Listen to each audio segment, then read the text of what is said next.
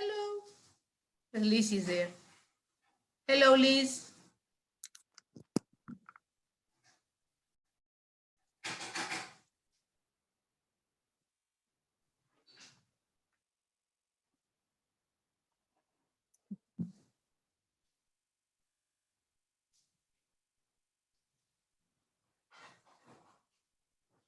Okay, we'll be starting in 2 minutes.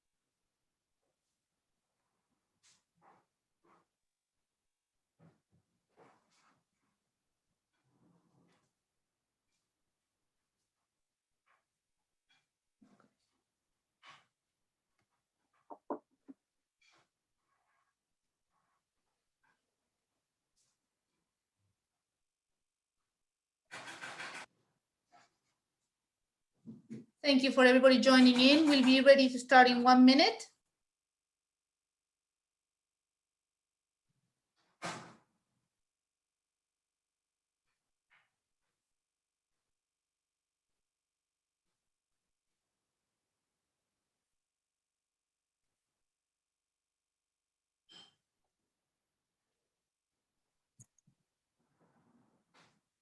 Paula, can you start your video there, please? There. All right, everybody, thank you very much for joining us today. And I know some people are still signing in and entering the webinar, but I think it's time for us to start. I want to welcome Paula Herreros from Be Influencers. First of all, my name is Susanna Ecclestone. I'm the Executive Director at the British Argentine Chamber of Commerce. And I'm very excited to have this webinar today to help companies understand the importance of having an influencer campaign and what they can do for your business. Be Influencers is one of the members at the BACC and is an experienced influencer marketing agency based in Buenos Aires and Mexico, working across Latin America and now expanding to Europe. They drive strategic activations with online content creators to help brands achieve business goals. And Paula is the director of Europe of Be Influencers. She's a communications marketing professional with over 14 years of experience positioning, growing, and preserving local and globally renowned brands through multi-target integrating communication strategies. And she'll be available for questions. So please don't hesitate to use her today and ask as many questions as you want. And you have the Q&A section there below. So please, let us know what questions you might have. Thank you very much, Paula, for joining us today. And I'm going to be disappearing now, and I'm going to leave you with her. So any questions, just, we'll be catching up at the end of her presentation. Thank you very much. Hello there. Hi, don't disappear just yet, because obviously it got disconnected, the screen, as it should. It always happens. Okay. So let's try to connect again. Okay. But I am here. All right, good. Sorry for making you wait, guys. We tested this for a very long time. Did. It always happens. All right. Okay, so going in there again. Thanks for joining. Honestly, it's great to know that we have so many people subscribed. I'm happy that everyone's interested. What we're going to do is have a kind of a top level review of what influencer marketing is, and how can you use it for your business. Mostly because I understand many of you maybe have not worked with influencers before, so it's going to be kind of a 101, an ABC for you guys to take some tools with you and some information, so you can then ask yourselves, is this something that could work for me? Is it something that could be beneficial for my business? Should I try this? We are ready to go. Let's see. Sorry, guys.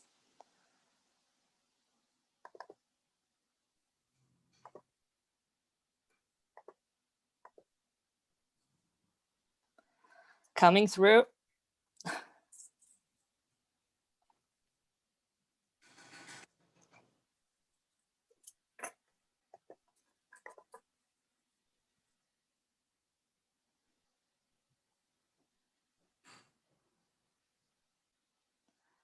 Susanna, do let me know when you see it completely and we are.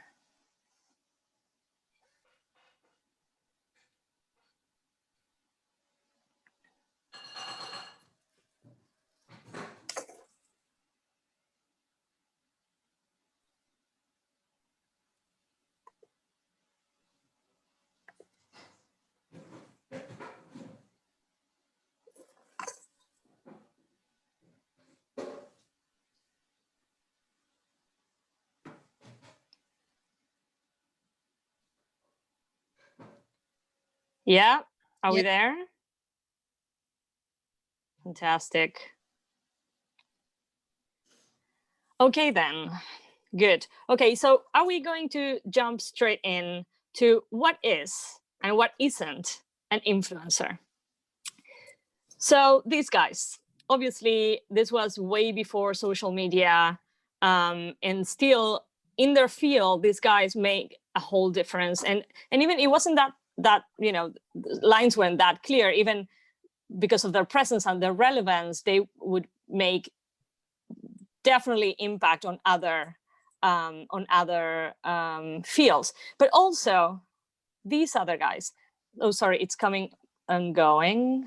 Why? I'm so sorry, guys. I don't know what's going on. Do you see the screen? Yes.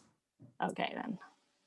Okay, so also these other guys, as we go back, for us, influencers have been our parents, our teachers, our grannies that taught us how to cook, the guy that recommends you where to go buy your car, everyone that has gone through your life, your CFO, your CEO, you are probably an influencer. What has made the whole difference for the times that we're living in now is this. Basically, that technology has democratized the power of influence, giving anyone a platform to become influential at scale, which has definitely given us a lot of a new way to see communications and advertising.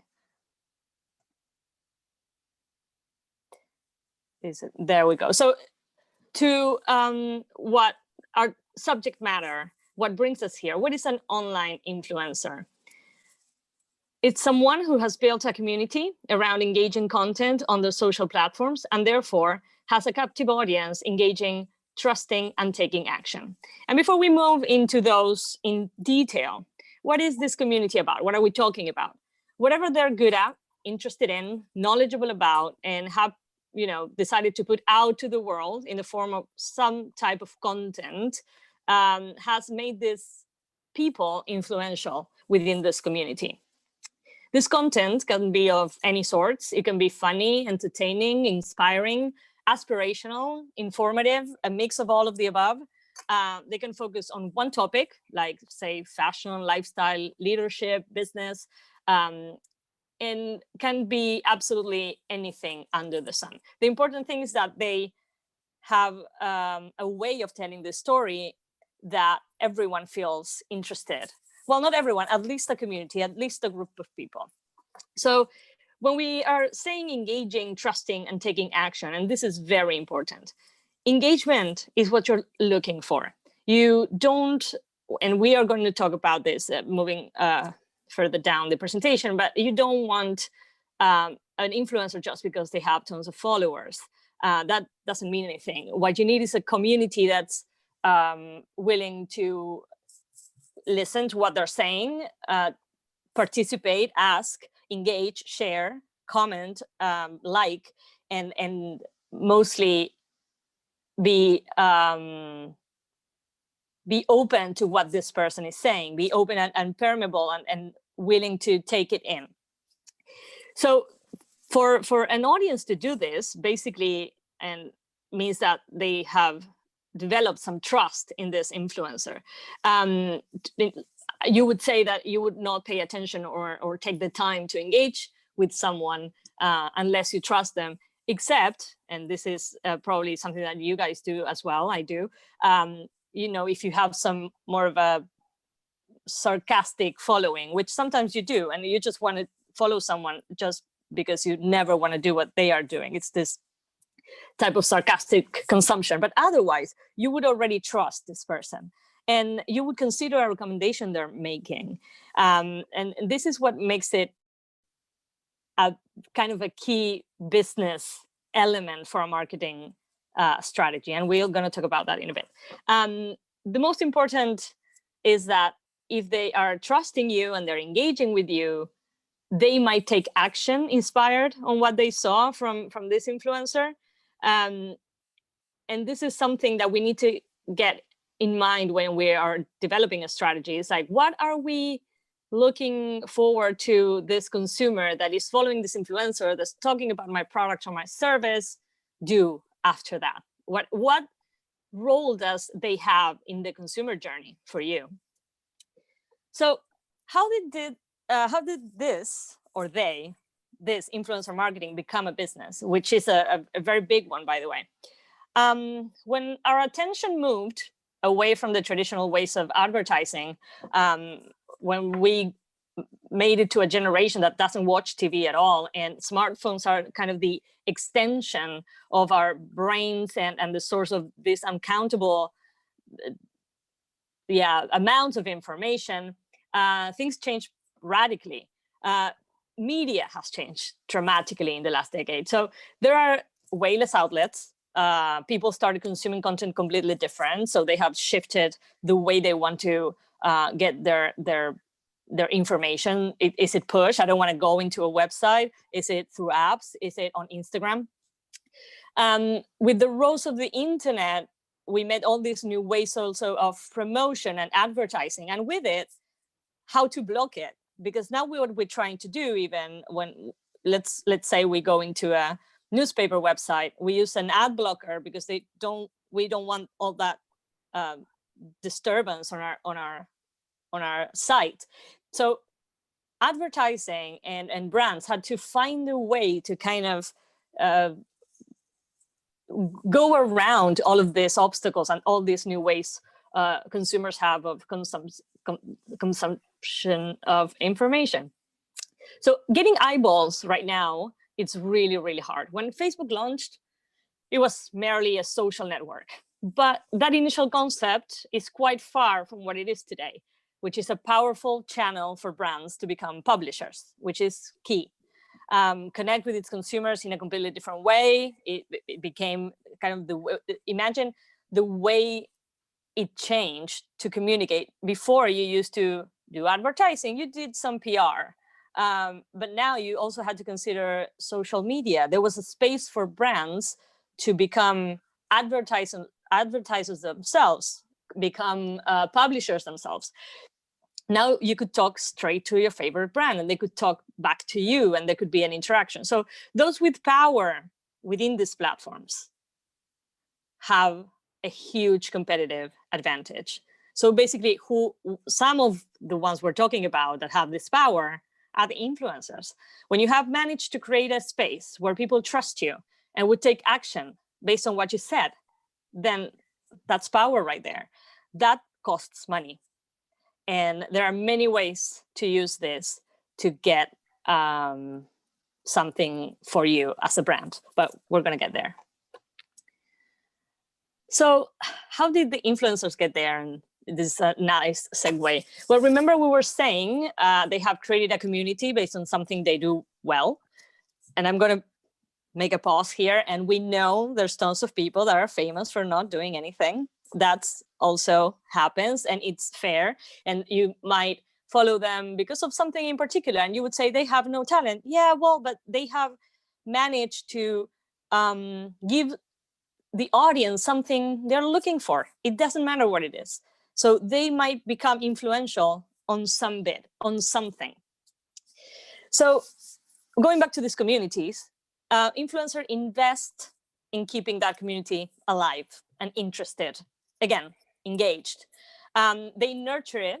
So when your brand wants to come in and knock on their door and say, hey, I like what you do, I like that you are talking to the people I'm interested in, you can kind of get into that conversation, disrupt that conversation in a quite an organic way, which is very important because, again, no one likes advertising anymore.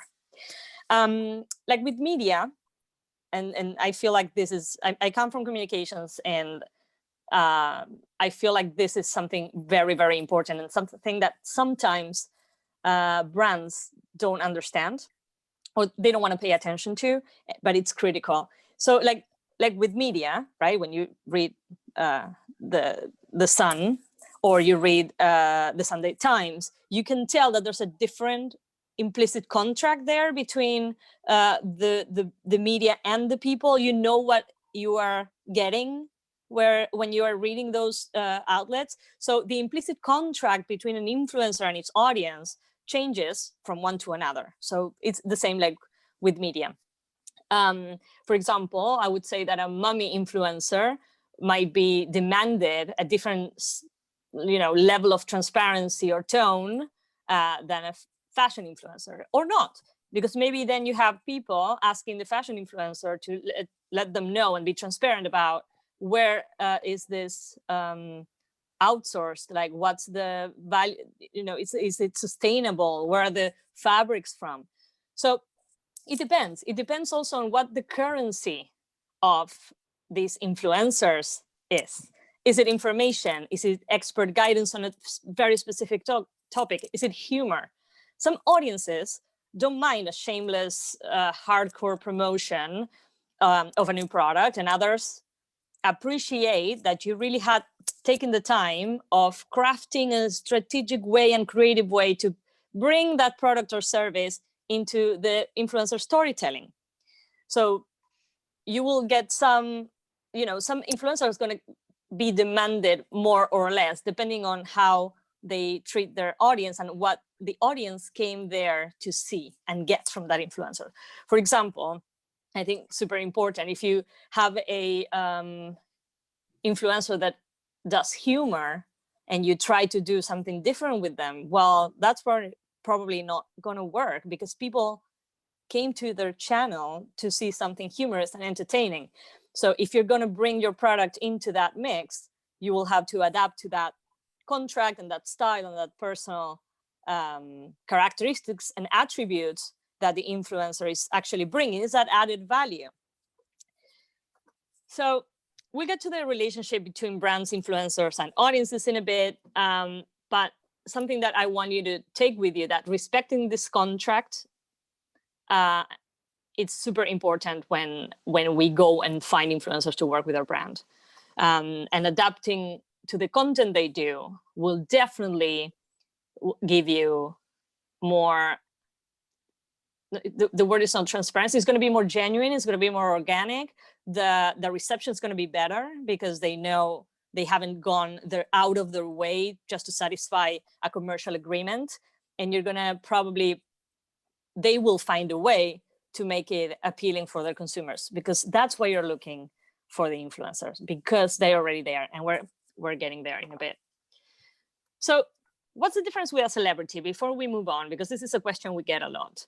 I would say that with an influencer, you don't necessarily want to imitate what they do, but you do relate to them in a way. The influencer is like someone like me who has a talent maybe, or they're great at something and they managed their way to create that community. It's completely different from an idolized kind of vision we have of the celebrity that obviously it's super talented at sports or the movie industry or something like that, that we always have seen very, very far away. The influencer has a life like ours, but they just have this channel to broadcast it to the world in a very successful way.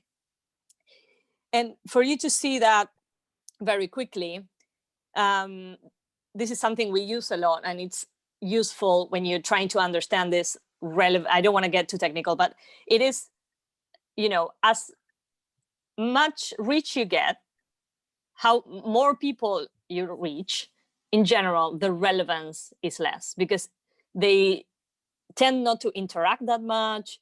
The engagement is less. Obviously, there's this idolized perception of the person. You are just, you know, obviously this celebrity represents some of your values, otherwise you wouldn't follow them or be interested in them, but that's all you're gonna get. However, in the other levels, and going into like from the celebrity that has the biggest reach but the less relevance, to the niche specialist that it's that person that it's an expert on something and sometimes got less reach, that means less people that they talk to, less people they reach to, but it's people that really follow them because of a reason, a very specific reason, and they are referenced on that. So the impact is way bigger, makes it way more relevant. So why you should care about all of this, and I hope I'm being clear and not wandering around too much, but I think all this introduction was really useful for you guys to understand how we then get to the kind of business part of this. So I'm going to go straight, be very straightforward now. So why you should care about this? Well, basically, because peer-to-peer recommendation is more powerful. And we know that from what we've said before. Our friends are our influencers, our parents, experts we know from life, like teachers. They are already where your audience is and where they take action. We have said already that they trust, and they go and might make decisions based on what they've seen on the internet. And some of the data, for example, this fact from the source is Instagram, 83% of their users discover new brands and products on social media platforms. So imagine how how blooming this is, and how relevant these guys that amass all this power in terms of influence and impact have, when you have 83% of your consumers finding out about new brands and things they want to explore or discover or try at least on social media. 66% of consumers trust an influencer's recommendation. And I will make this clarification. If they are transparent about the bond that they have or the commercial agreement they have with the brand. That's something else that we're going to talk about. It's transparency. And you have some markets that doesn't have this properly regulated yet, but some others, like mostly the US and Europe, and Argentina is working on that in a different way, but they're trying to make sure that everyone knows when there's a commercial agreement or an exchange for product or service with an influencer, so basically consumers can make an informed decision. And I think that's very important, because something that we get a lot, and I love having this conversation because I think it makes the industry better. And we definitely, at least at Be Influencers, we're very, feel like very responsible around this, is that the consumer needs to, we can't assume that the consumer know how this works. I don't know if you knew how this worked before we had this chat. So for example, if you don't disclose that this hotel paid for your night, people might think you really love that place. And maybe you do, you as an influencer, you do. but you need to make sure that you are not tricking anyone into believing that there was nothing that you took out of that. So that's very, very important. And also you as a brand, you need to make sure that your influencers are making that relationship very clear. So moving on, these guys are validated voices. They're trusted by your audience and know their way around the platforms. That's another key thing. Platforms are tricky.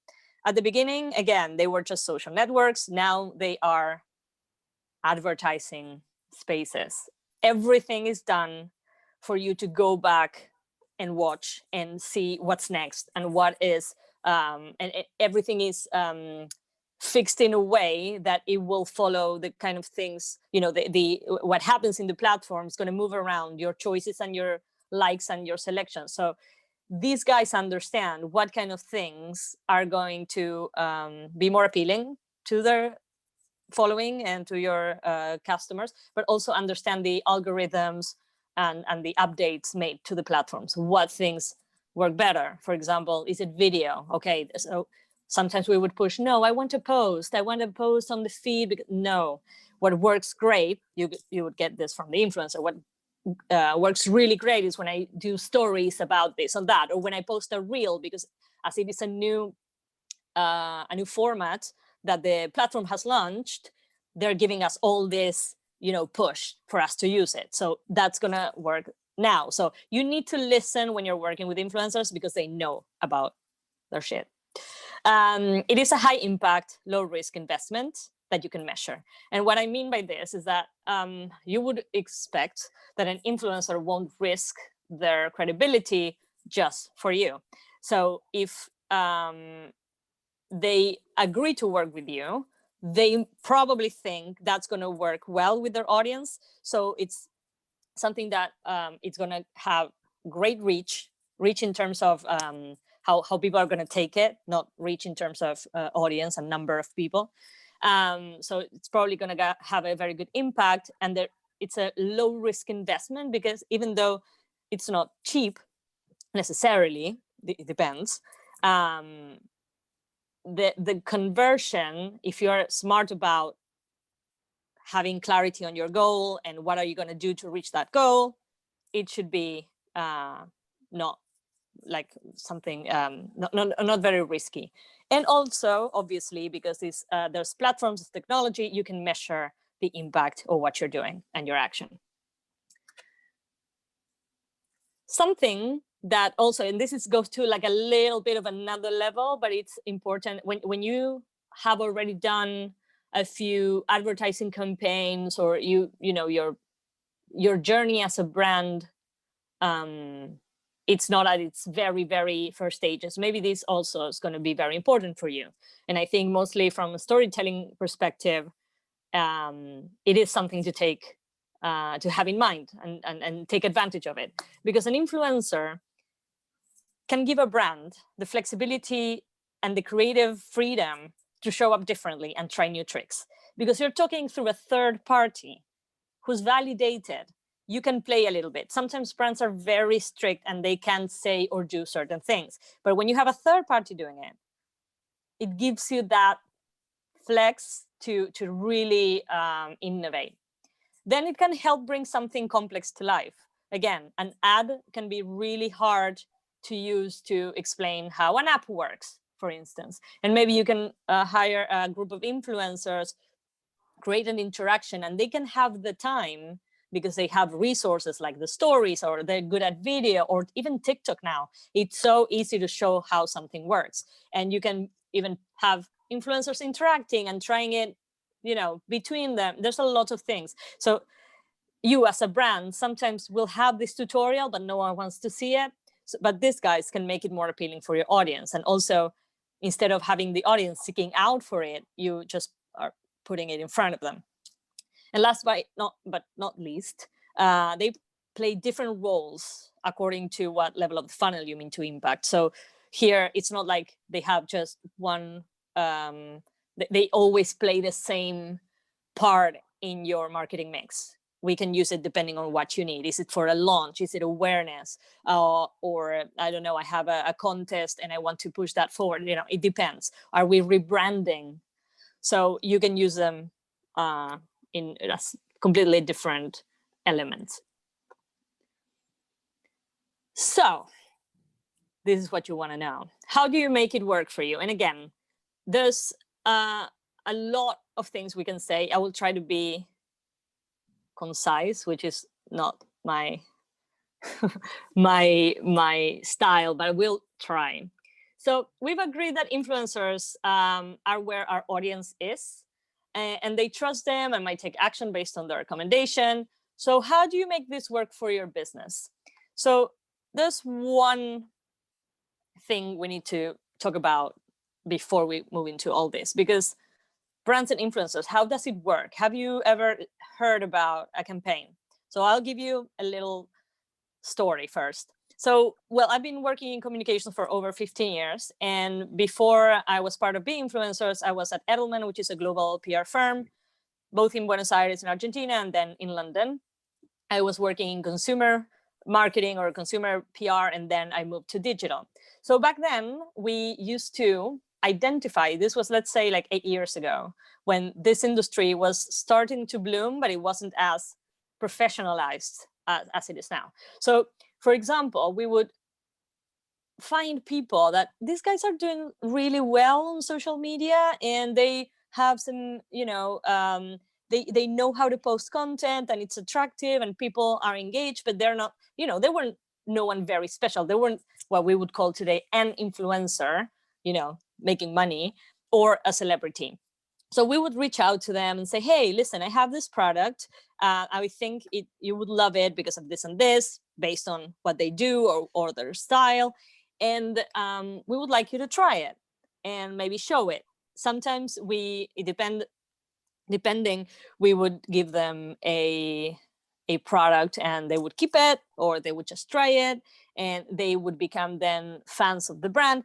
It could go many ways. For example, you could ask them to become ambassadors, which means that they don't work with any competitors, and then probably you had to pay. So there was tons of ways to do this. So one of and I know Flor is over there, but for Nike, for example, they don't pay influencers, but they provide a lot of added value. So if you find someone that it's a sports fan, or someone that it's at least eager to improve, because, you know, everyone who has a body is an athlete, things you learn, you would go and say, hey, listen, I will give you a coach, and we'll give you all the attire, all the gear and the attire, but if you have the commitment to really try and run a 5K, and if you have people that really buy into this, then I don't think there's a better influencer than that. They truly believe in your brand, truly believe in the things that they are,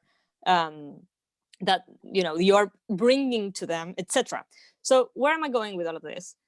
You need to make sure you do a search to find that person that has an affinity with your brand, that will represent what your brand stands for, and that at the end of the day, people that are following this person will believe in that partnership. That is like the ideal world. That would be fantastic. We try obviously to do that. Sometimes for, you know, products that are not that life-defining, because sometimes there's brands that you feel that represent you, that, you know, are part of your identity, like clothing brands or things like that, or things you eat, or brands of drinks you take. But for other brands, maybe it's not that important. But then you need to make sure that this is relevant for their audience, and at least the lifestyle of this person talking about your brand makes sense. So going back to how the brands and influencers things work, I'm going to walk you a little bit through the way we, as an agency, go through a campaign. But you don't need to have an agency to do, obviously, a campaign, right? So this is not something that it's ours. This is how you properly work a campaign. First thing you need to ask yourself who is my audience and where is it? Well, I would hope you do this, obviously, around everything comms and advertising related, because otherwise we'll all be wasting a lot of money. So who is that audience?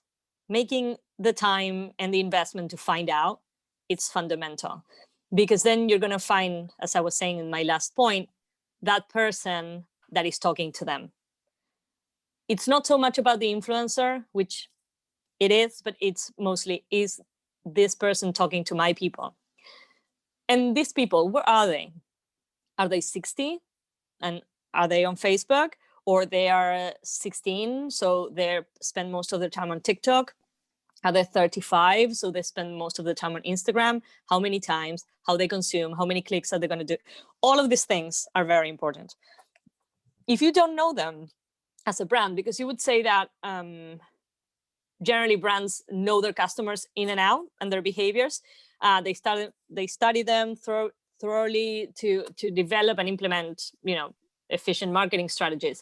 But otherwise, you can try to get help from the agency you're working with, or your media agency, or some other partners to really nail this. And immediately after knowing that, what do you want to achieve? And this is basically the core of the campaign. If you don't know this, you're probably going to be spending money, wasting money. Are we looking for awareness? And also, this is going to help how we measure. If we don't know that, what are we going to measure? So are you looking for awareness? So are you looking for reach, more people to know about you or hear about you, or whatever we're trying to communicate? Are we looking for downloads? Are we looking for clicks? Do we want, I don't know, people to go to a specific website and donate? What are we after? So that is super important. So when you have that cleared out, you can sit with someone, prepare a brief. So step by step, you have already understood the challenge and audience that you want to address. You have went through your goal and you know what you want to achieve.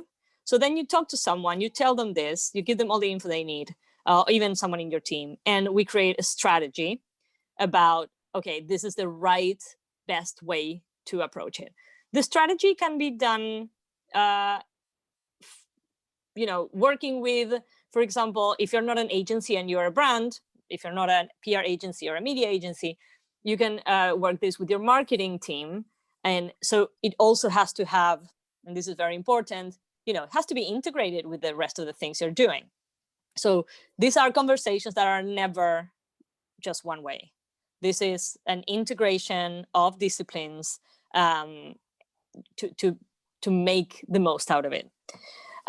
So you create a strategy. Then you go into scouting. And this is basically putting into practice everything I've said into finding these people. So how would you scout for the right creators? And that's another term we use for influencers, content creators. Well, I would say there's two very important pillars. On one hand, the affinity with the brand, the values, what they stand for, their tone. So all these qualitative things. Do they treat their people with respect? Everything that talks about their personality, identity, and their brand, the brand as an influencer. And then on the qualitative side, what is the health of that account? So you can have an influencer that have 1 million followers, and aside from them, charging you a lot of money, it'd be great to understand what is the percentage of people from those 1 million they're actually reaching. So this you do with technology, with platforms that are you buy to do this. You check what is, for example, you check benchmarks to understand how much people do they really reach, how many people actually engage with them. Is it at 0.01%, or is it a decent number? Is it are the people that follow them active accounts, or it's just tons of bots and brands that are not part of any audience. So all these things you can check beforehand, before going and selecting an influencer. So that is the research part of the scouting. So you map out all these different individuals that you think can work for your campaign. Something that it's interesting as well is that the fact that these are people that obviously probably became influential for one vertical, they generally have quite a range. So it's interesting to see this influencer that talks about this specific topic, what are the other interests? Because you can then create something that is quite original for that influencer, and they would be thrilled to do something that's not their typical thing. And also it helps them open up to like a new industry or a little bit of a new range, as we were saying. For example, again, with the fashion example, maybe they're into fashion and circular economy, or fashion and sustainability. And so you have to be very aware and,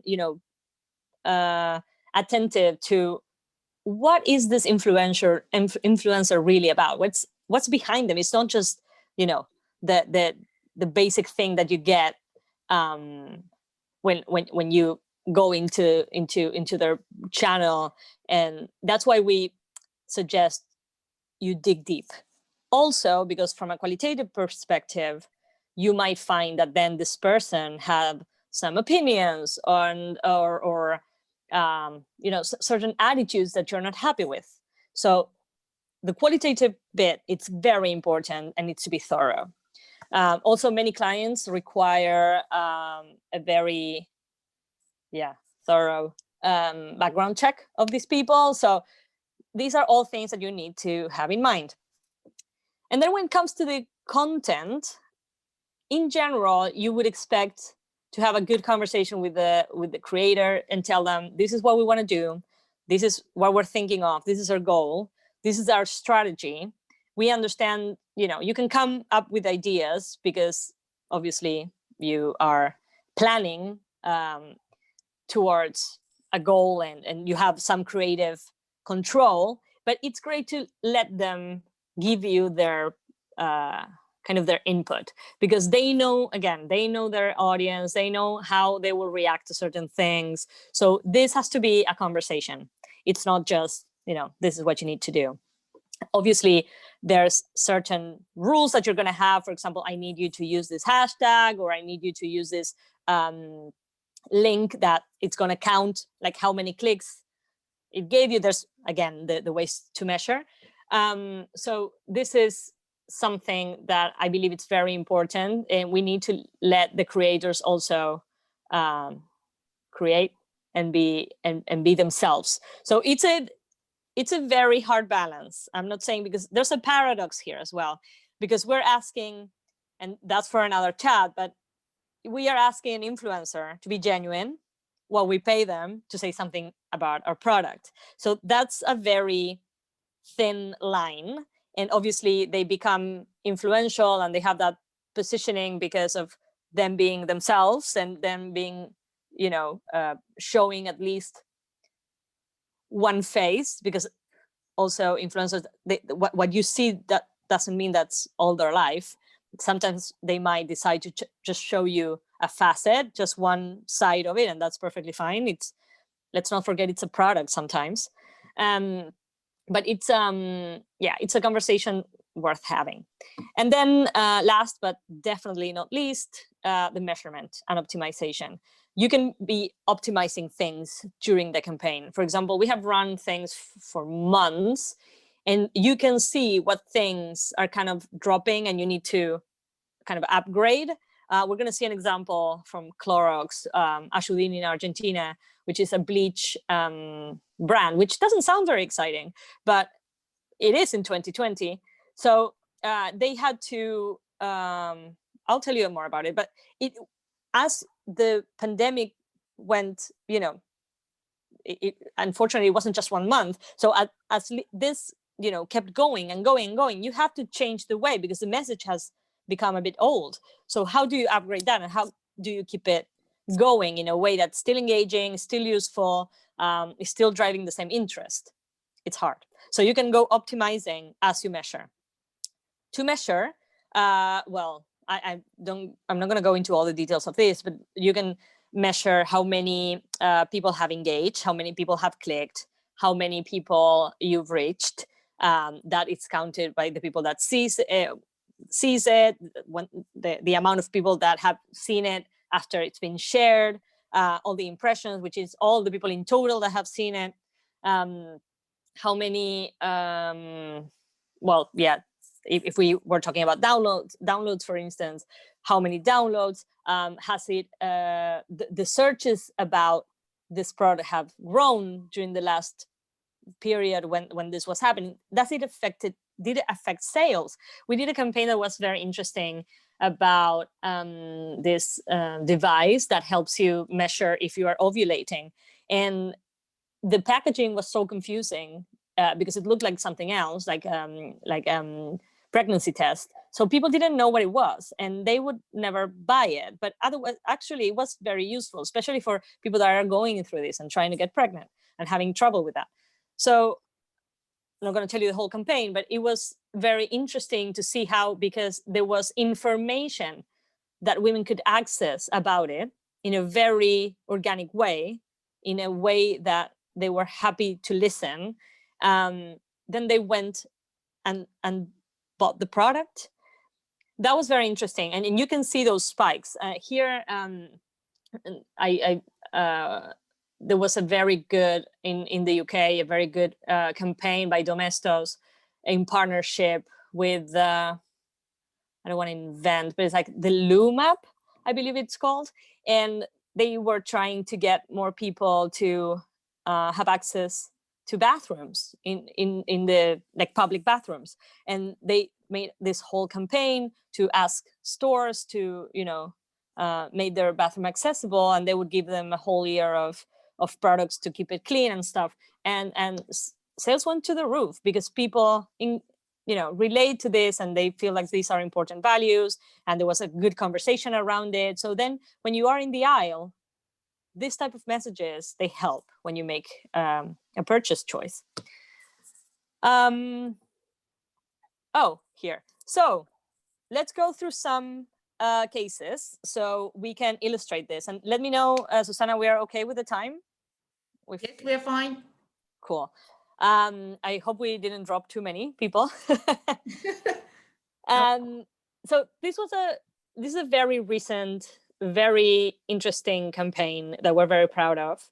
When the pandemic started, there's several ways to start a campaign, right? You can say, well, I want to promote this, or I want to sell this, or you can sense that something is happening in society and say there's an opportunity here, which is something I wanted to say before and I forgot, to be honest. But when you are thinking about content, you need to really think, what is going on with communications, with society? What's people feeling? What's the people's mood?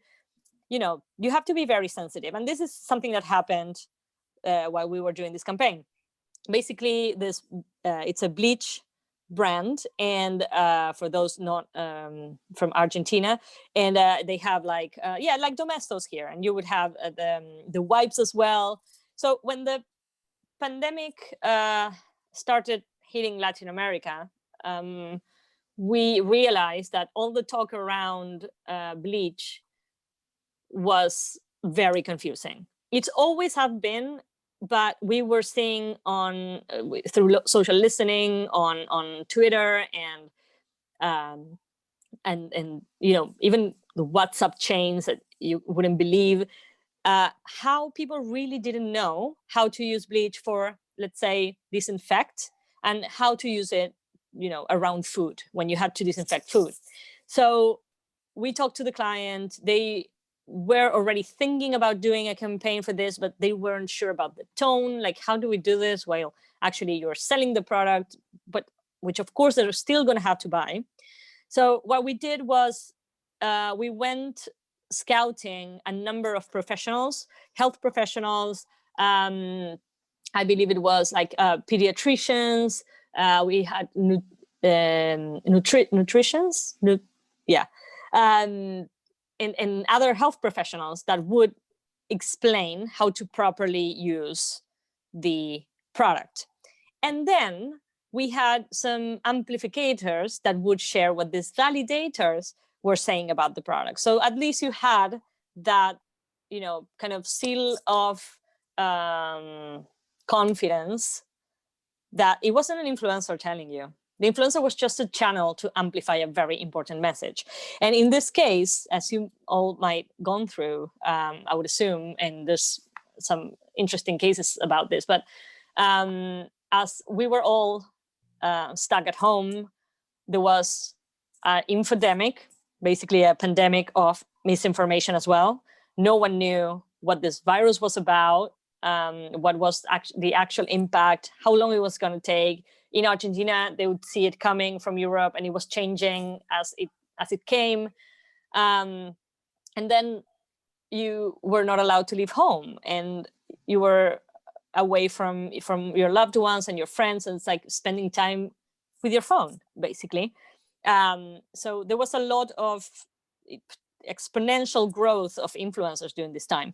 So we also realized that it's a good channel for you to make this, send this important message through, because people are now listening even more to them because, they spend more time on their phone. There's nothing to do.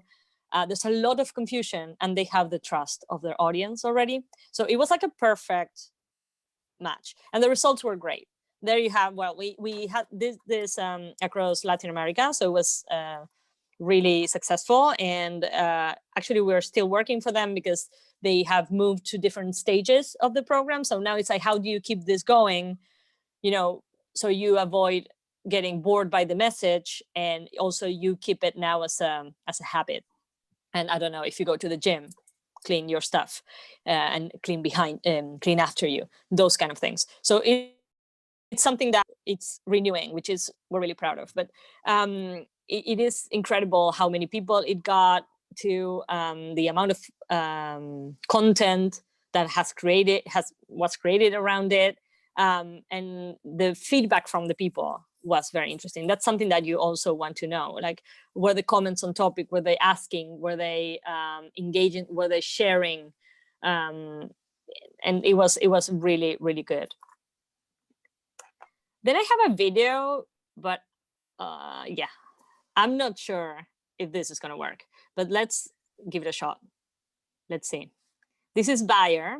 For them, we've been working for the Women's Health Division on a campaign that started in April, or no, I believe in June, sorry, and it's still going. It's in its second stage, and it went really well, but everything is explained in the video. Let's see if it works. You don't need sound, so it's in Spanish and have the subtitles. Let's see.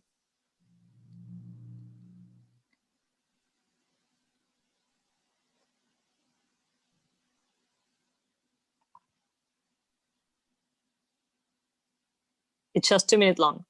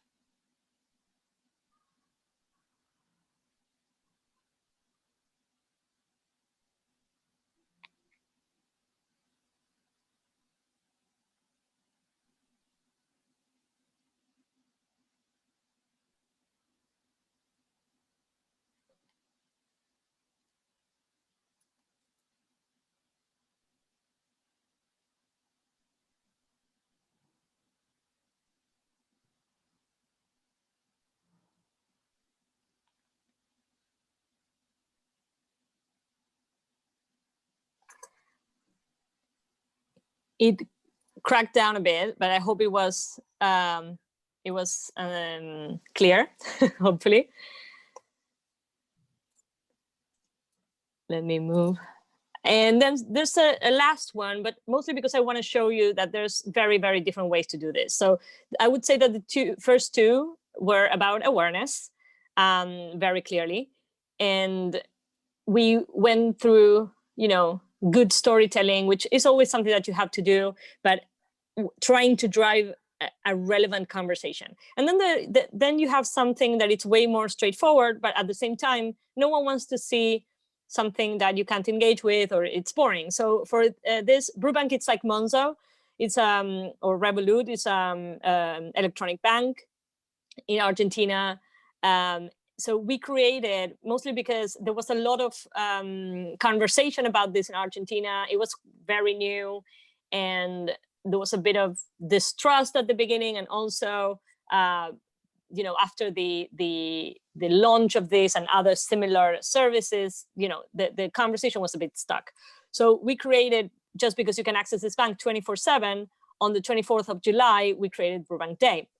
So we proposed that during that specific day, you would have access to tons of very good promotions and exchange rates and different things you could get from your bank, but you obviously had to have the app for that day, like at least 24 hours before. So we managed to find a number of influencers that are very tech savvy, that have technology integrated into their lifestyles, and obviously their audience is kind of the same way, or at least they aspire to be.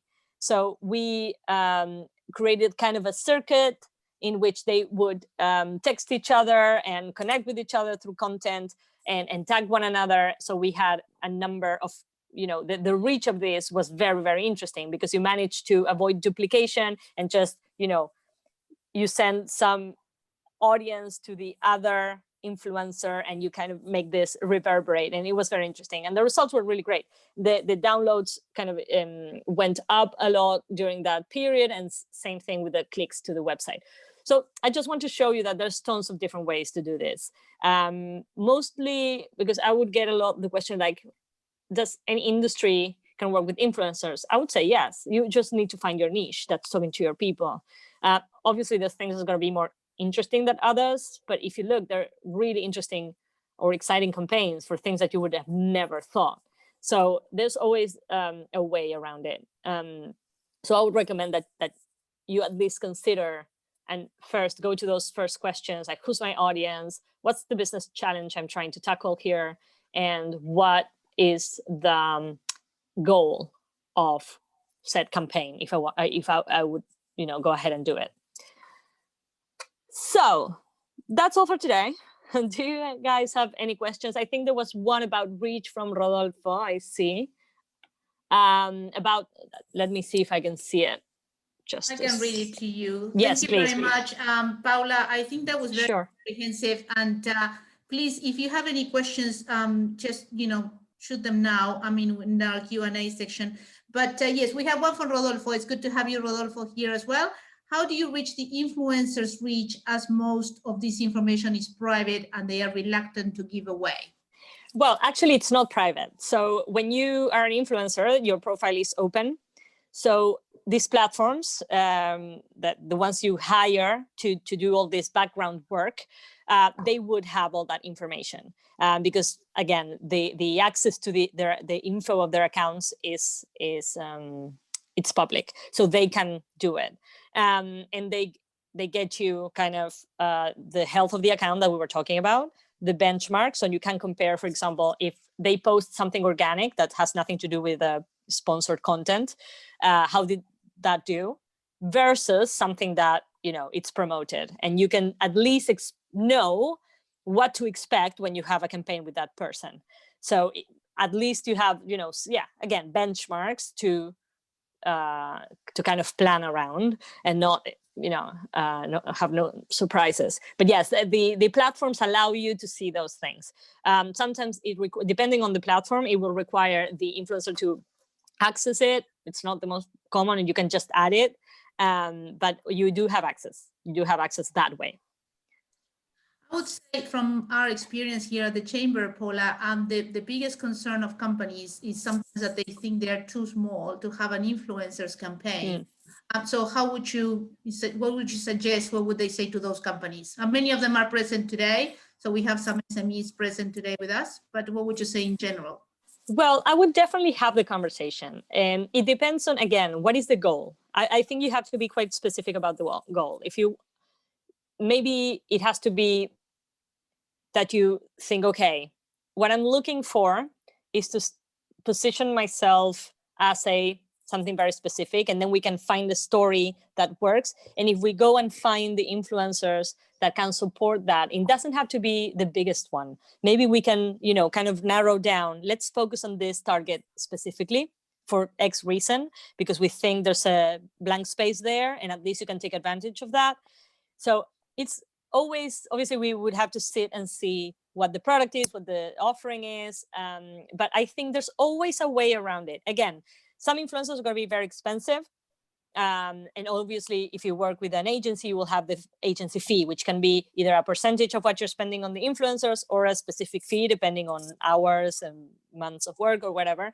And sometimes, and I don't want to necessarily encourage that, but sometimes you can consider it.